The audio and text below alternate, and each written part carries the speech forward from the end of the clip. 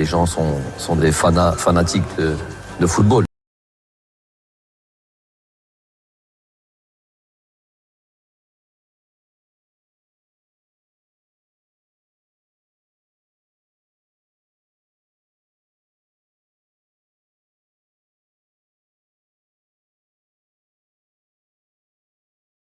France et Patrice Baumel qui est le coach du Mouloudia. Peut-être que vous dialoguez régulièrement entre vous. On a débattu également de la sélection. Vous partez au Sénégal bientôt pour un match de prestige face aux champions d'Afrique en titre. Qu'est-ce que vous attendez de ce match, Jamel?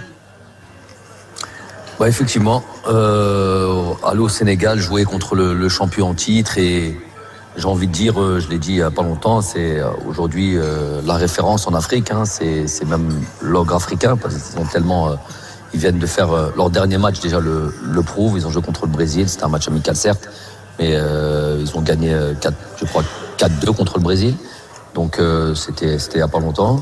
Ouais, c'est pour nous un match important dans le sens où on a envie de performer contre les gros, et en plus à l'extérieur. J'ai envie de me mettre dans cette situation un petit peu avant Cannes, où j'aimerais à la fin me retrouver à l'extérieur de l'Algérie et jouer une demi-finale, une finale pour la prochaine Cannes. Donc on va dans cette idée de progression avec beaucoup de nouveaux joueurs, donc ils doivent connaître ça.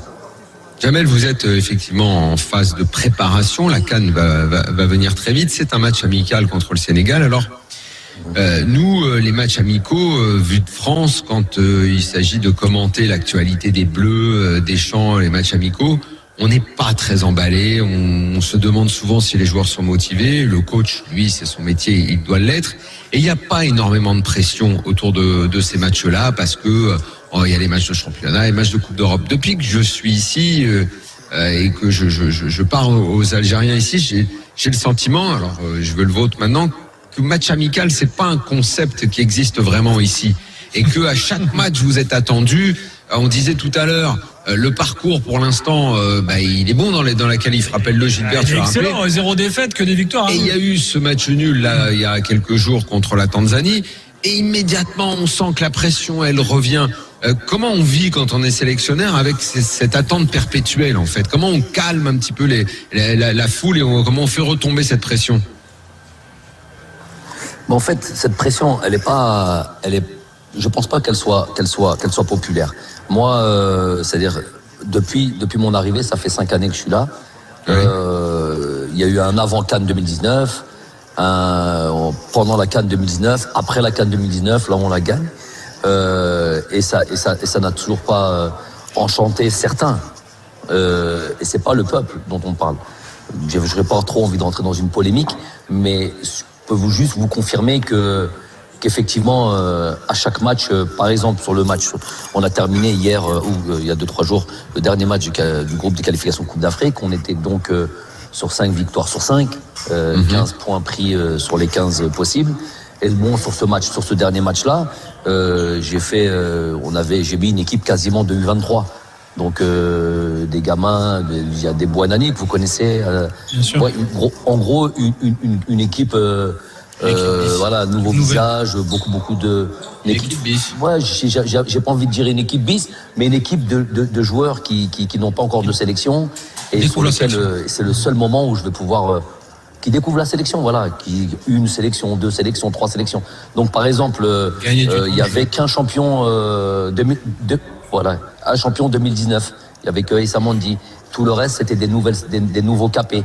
Donc effectivement, quand on joue avec beaucoup de jeunes et pour lesquels c'est la première sélection et qui n'ont pas l'habitude de travailler ensemble et qu'ils ont que 2 jours de travail avant un match, on peut pas tout gagner. Donc c'est un choix.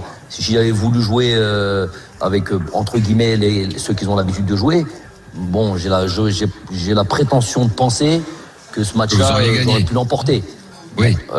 Voilà, qu'on aurait pu l'emporter. Mais bon, j'aurais tiré aucun enseignement. Et quand on aurait pu jouer, c'est quand qu'on intègre ces joueurs-là. Donc voilà. Donc à partir de là, il y a certains font exprès. Je dis bien font exprès de pas comprendre. Ils font exprès de pas suivre. Voilà, prendre 18 points sur 18 et être la seule équipe en Afrique. De toute manière, avec 16 points sur 18, On est la seule équipe africaine à avoir fait ça. Il n'y a aucune équipe qui a fait ça. Mais de prendre le maximum vous de points. Vous estimez, si je comprends bien, parce que je ne suis pas l'actualité, moi, vu d'ici, que votre travail est jugé trop sévèrement ces derniers temps, en tout cas? Non, pas ces derniers temps.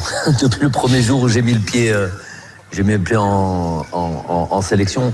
Mais moi, j'avais l'impression que quand c'est monté, quand vous êtes arrivé jusqu'à 2019, qu'il y avait une sorte d'unanimité autour de vous. Non, mais je parle pas de la population, j'ai précisé au départ. Je parle plutôt des médias, commentateurs du football et tout ça, voilà. Et pas tous. La vérité, c'est pas tous. Ce serait injuste de le dire. Mais en même temps aussi, je suis obligé de vous dire que vraiment, ça glisse sur moi, ça. Parce que le plus important, c'est voilà, voir l'évolution des joueurs, de l'équipe et se préparer. Voilà, c'est ça mon travail. Le reste, c'est parallèle. On est là, on fait le travail, on est obligé d'être coopératif, mais pas plus que ça. Ça m'empêche pas de dormir. Bon, Walid Acharchour. Bonsoir Jamel. Walid Acharchour.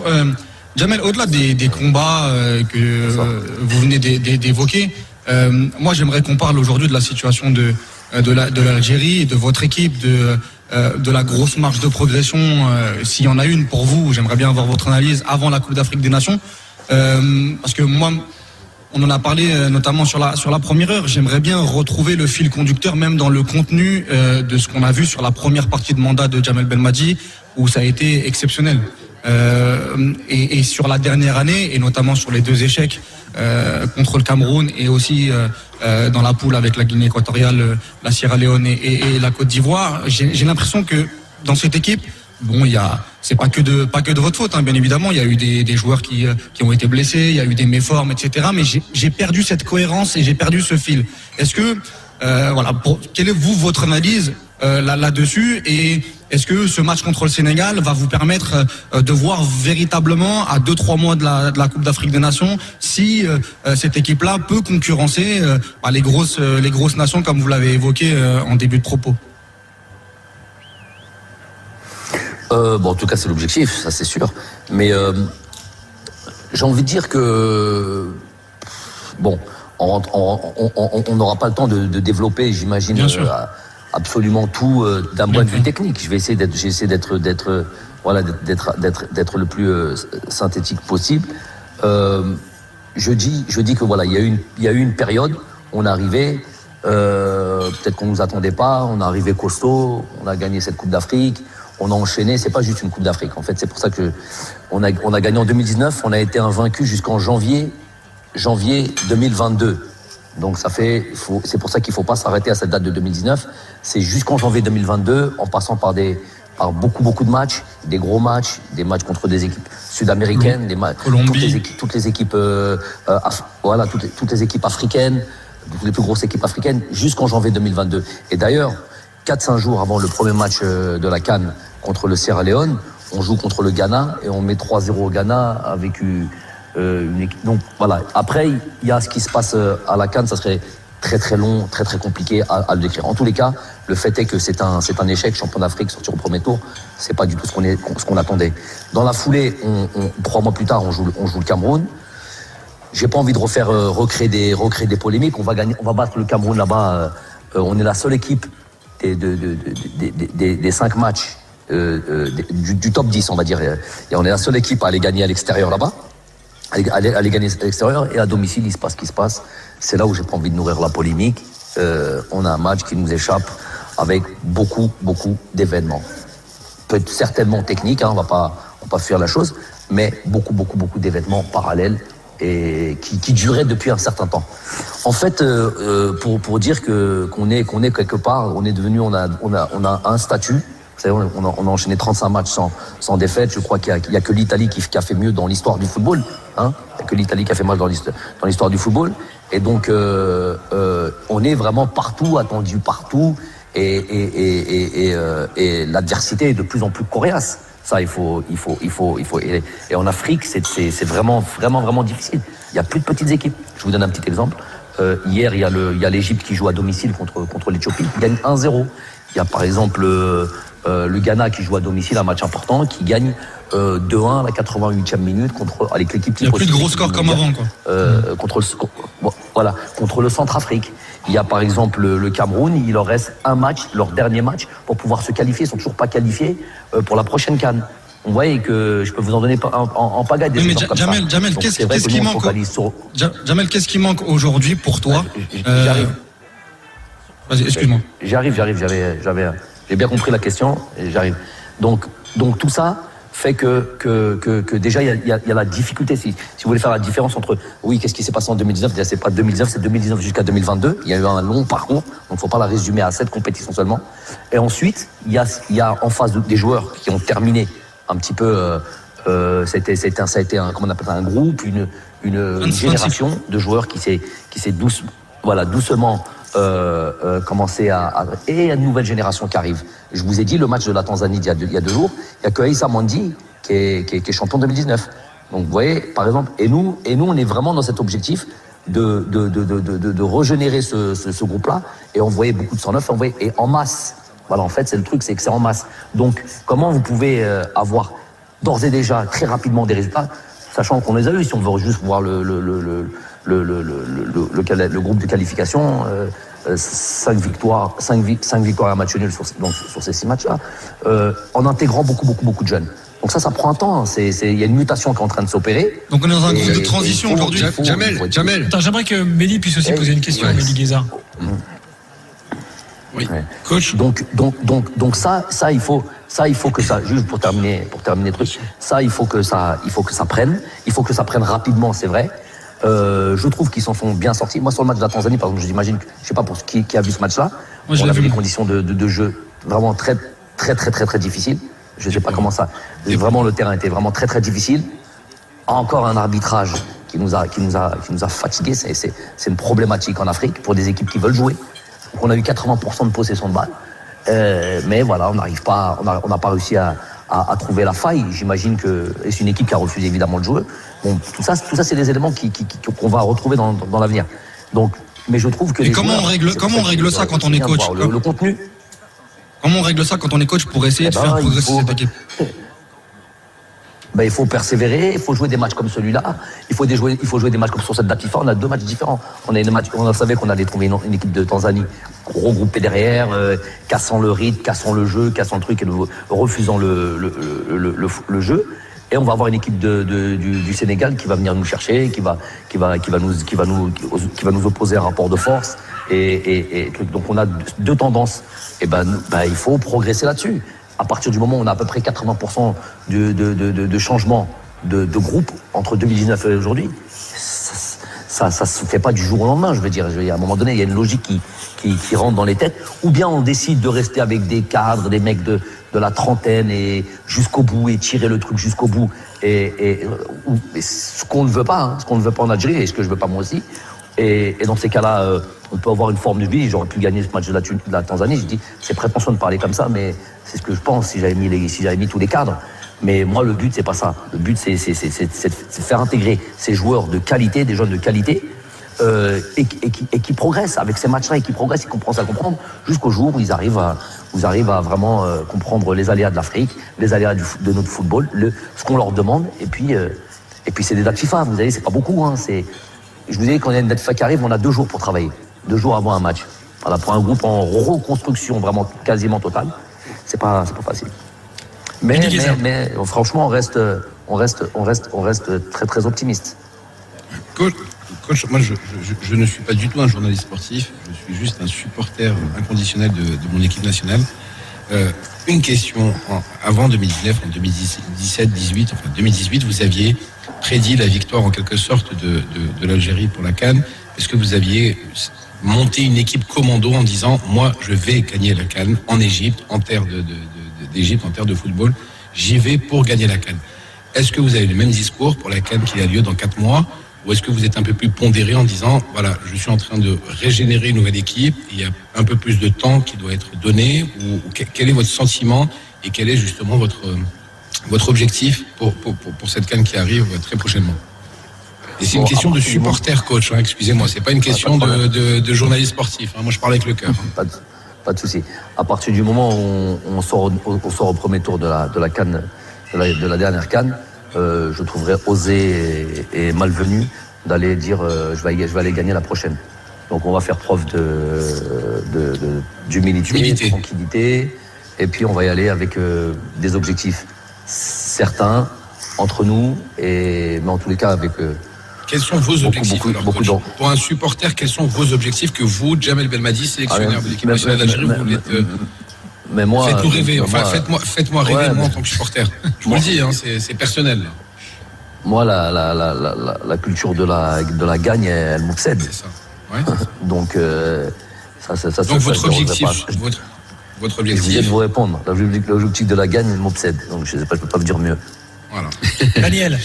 Moi, quand je vous entends parler des périodes de votre mandat, j'ai le sentiment, je ne sais pas si je me trompe, que finalement il y a eu pas deux métiers différents, mais que la première, la création avec l'ambition d'aller gagner la CAN, et une fois que c'est fait, parce que tous les entraîneurs, là pour le coup, il y a rien d'original, hein, tous les entraîneurs au monde, une fois qu'ils ont atteint le succès, derrière ils démarrent une nouvelle vie, une nouvelle aventure. La pression, l'attente n'est pas la même. Les gens ne parlent plus de vous de la même façon. Vous n'êtes pas attendu de la même façon sur tous les terrains. Ça, vous l'avez décrit.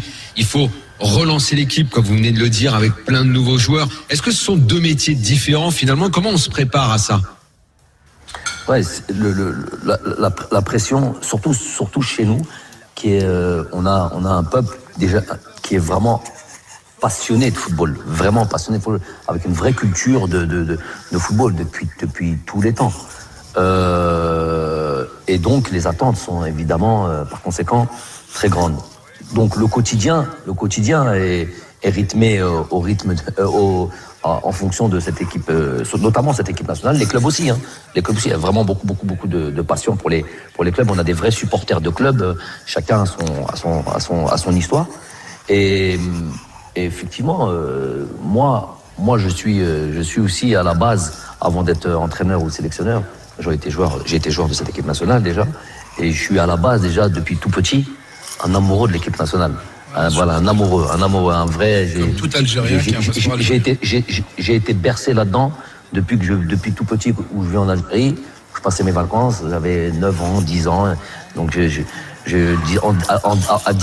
quand j'avais 10 ans, c'était la Coupe du Monde 86. Donc j'étais en Algérie pendant ces vacances-là, Mexico 86. Donc je vivais ça, j'ai été imbibé de ça. La CAN 90, donc, la CAN 90 aussi, qui était magnifique. La CAN 90 qu'on a gagné. Donc tout ça, ça fait partie de mon histoire déjà à la base et de mon vécu et donc j'en suis devenu joueur, donc une fierté extraordinaire, même capitaine d'équipe, et je suis devenu en même temps entraîneur. Donc vous savez, il y a des événements difficiles, notamment cette élimination de la Coupe du Monde qui était notre objectif absolu, et on a fait en sorte entre le 2019 et jusqu'à la Coupe du Monde, en passant par ces 15 jours, on va dire, de désastre au Cameroun quand on est sorti de la CAN. Mais ça ne devait pas remettre en cause les 3 ans qu'on venait de naître. On s'est remobilisé, on a gagné au Cameroun, mais on a perdu à domicile. Donc ça a été un vrai choc pour nous, un vrai choc pour nous en général, un vrai choc pour moi en particulier, parce que l'objectif de la Coupe du Monde était un vrai objectif. Donc moi j'ai juste envie de... C'était facile à ce moment-là de partir, dire écoutez, il y a eu des très bonnes choses, on a été gagné une CAN, on n'a jamais gagné une CAN à l'extérieur de notre pays, c'est historique, c'est tout ce que vous voulez, mais on a échoué là. Vas-y, je lève la main et je m'en vais, et puis je repars sur... Mais moi, si on me demande, déjà on m'a pas demandé de partir, si on me l'avait demandé, il n'y avait pas de problème, hein, c'était leur droit à la fédération. Mais là, moi, est-ce que je peux aller vers la facilité, retourner dans les clubs? Ça a bien marché pour moi dans les clubs d'où je suis venu, même dans l'équipe nationale où j'étais avant du Qatar, tout a bien marché. Je peux retourner dans cette région-là, en plus c'est en ce moment la mode. Donc il y a pas de souci. Mais moi je suis obsédé par voilà, faire en sorte que notre peuple vraiment soit heureux, soit fier de son équipe nationale, qu'il revive des moments qu'on a pu vivre il y a pas si longtemps. Et donc voilà, c'est ça, c'est à la poursuite de ça là. Je suis à la Dernière question, Djamel Belmadi, c'est très intéressant, on est très heureux de vous avoir une nouvelle fois pour cette émission en direct d'Alger. On a lancé tout à l'heure l'idée de faire un match amical Algérie-France. Vous, le sélectionneur, Qu'est-ce que vous répondez à cette idée? Est-ce que ça vous enthousiaste de vous dire oui, il faut le faire parce que c'est le sens de l'histoire, quoi, et puis parce que ça dépasse peut-être le foot? À un moment donné, c'était sur la table à l'époque de M. Zetchi et de M. Le Gret. Ils s'étaient rencontrés plusieurs fois et ils avaient vraiment. Le Gret avait déjà dit, en tout cas en privé, il l'avait dit à M. Zetchi, et président de la fédération, ancien président de la fédération. Et il avait même dit, je crois en public, il avait dit que c'était oui. Pour lui avant de partir, c'était un truc qu'il voulait absolument faire. Donc nous, on aurait été évidemment, ne serait-ce que sur l'aspect compétitif d'abord. Hein. Se jauger, et puis affronter une des meilleures équipes du monde, finaliste de la dernière Coupe du Monde. Nous, on veut jouer contre les meilleurs, pas de problème. Aller jouer au Sénégal aujourd'hui, contre le Sénégal, chez eux, c'est pas un match. On cherche pas la facilité, je veux dire. Donc jouer contre la France, ouais, on est tous. Il y a beaucoup de binationaux pour cette équipe-là. On a tous un lien avec la France. C'est un match que je pense que beaucoup voudraient voir un jour. On parle de binational, juste de binational. Oui. Juste une question, Jamel, avant de finir. Il y a beaucoup d'infos, notamment sur la Russie et sur Amine Gouiri par rapport à la sélection. Est-ce que aujourd'hui, ou en tout cas ce soir, vous pouvez nous dire que Amine Gouiri et la Russie vont choisir l'Algérie et vont sûrement être appelés dans les prochains rassemblements? En tout cas, un des deux, ou je ne sais pas si vous pouvez répondre là-dessus. Oh, je peux répondre parce que j'ai déjà répondu à la dernière conférence d'après-match. J'ai dit que Amine Gouiri avait déjà changé sa nationalité sportive. Ça, c'est un secret pour personne, hein. C'est officiel. Et pour Yasser, la Russie, je pense que c'est en bonne voie. Donc voilà, normalement, il devrait être...